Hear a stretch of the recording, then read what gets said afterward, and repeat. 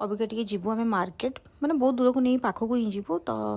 तापाई मु भाविली जेहेतु रोसई भी करार अच्छी झील भी स्कूल आसो आमको जाकि फटाफट आसबार अच्छी तो से मु भाविली कि आगे रेडी हो रेडी हो गलापर मु एकाथर रोसई करके बाहर की पलैबी कहीं रोसई करी से सीझुव ये कर मुझे बसिक टाइम वेस्ट करी तो ताठार भल मु आगे रेडी हो जाए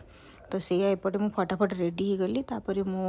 बनैबी आज साग मुग बनैबी आपण मैंने भावुवे कि डेली डेली गोटे सागर वीडियो पोस्ट करुँची डेली डेली कौन साग रांधुची तो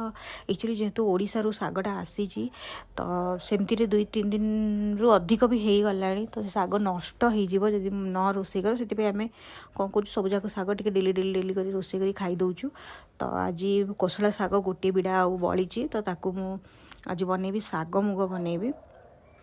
कहीं झीपाई आउ टाइम माने एते होनी माने रोसई करने जेहेतु से उठी जाऊँगी टिके शोकी तो से आम गोटे ही कि गोटे रोसई करुँ अति माने डाली हेले गोटे भजाटे करदे खाऊँ तो तापाई मु आज भात आउ साग मुग ही आमर हम तो तापर ये मो परिवा काढ़ीदेली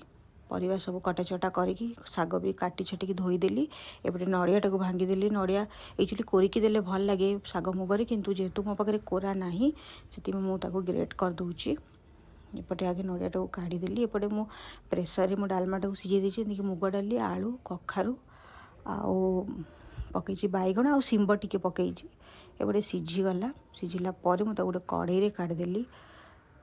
आउ टिके हल्का टिके पानी देदेली मैंने जहाँ भी प्रेसर कुकर लगे सब आसीगला तापर से पकईदेली साग साग पकईला से पकईदेली नड़िया कोरा तापर डालमा मसला टिके जीरा गुंड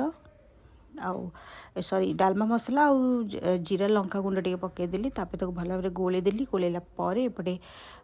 सोरिष जीरा और शुखला लंकार लंका देकी बघार देली तो देखते एपटे आम रेडी हो गला साग मुग पूरा बढ़िया भाव में